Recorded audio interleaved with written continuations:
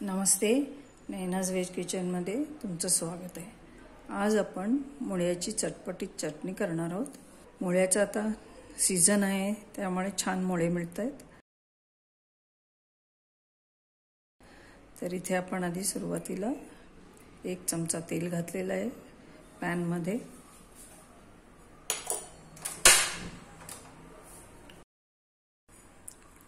हे तेल गरम झालं की याच्यामध्ये आपण 1 टेबलस्पून शेंगदाणे घालतीये। हे आधी थोडे परतून घ्यायचे। तुमच्याकडे जर भाजलेले शेंगदाणे असतील तर तेही तुम्ही या परतण्याऐवजी वापरू शकता। आता याच्यामध्ये आपण हरभरा डाळ घातलेली आहे 1 चमचा, तसंच 1 चमचा उडदाची डाळ घातली।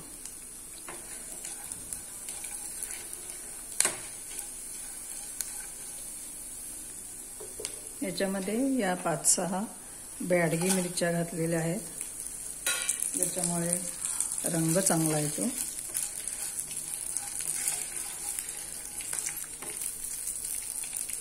आणि या 2 गुंटूर मिरच्या घातलेल्या, ज्या तिखट। मिरच्या तुम्ही तुमच्या आवडीप्रमाणे कमी जास्त करू शकता। तर आपण आता हे सगळं थोडंसं परतून घेतलंय। मी गॅस बंद केलेला आहे। ही थोडी कढीपत्त्याची वाळलेली पानं आहेत, ती घालतीये। नंतर हे सगळं परतलेलं गार होण्यासाठी बाजूला ठेवायचंय। आता आपण या पॅन मध्ये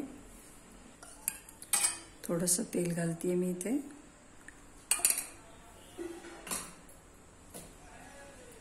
आणि हे मुळा चिरून घेतलेला आहे, तो ह्याच्यामध्ये घालून आपण जरासा परतून शिजवून घेणार आहोत।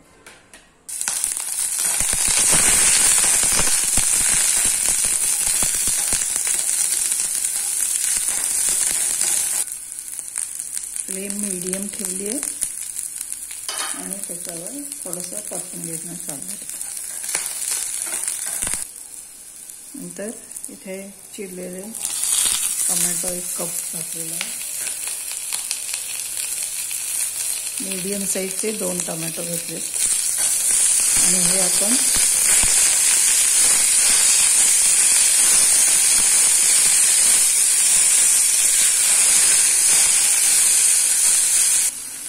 तर हे आपले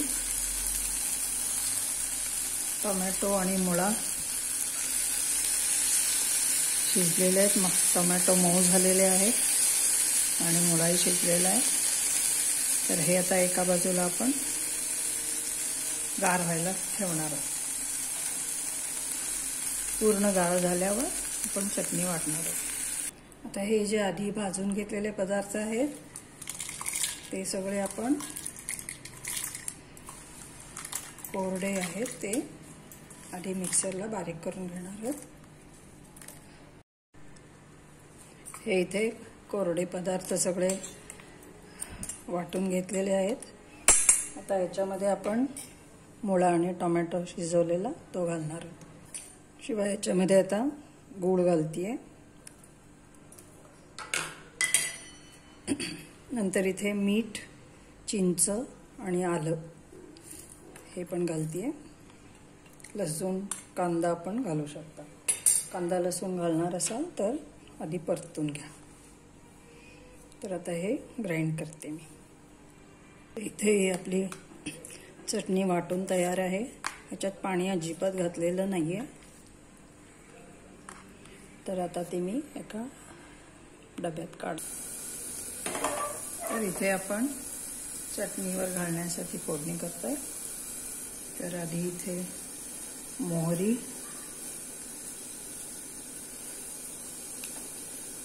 थोडी तडतडली की त्याच्यामध्ये आपण जिरे घालतो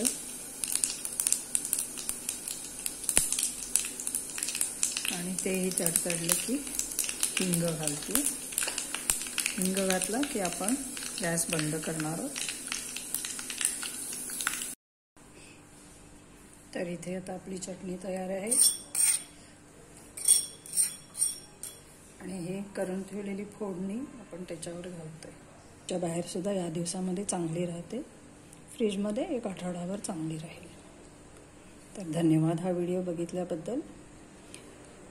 ही चटणी तुम्ही पोळी, भाकरी, भात, डोसा, इडली, उत्तप्पा वगैरे बरोबर खाऊ शकता.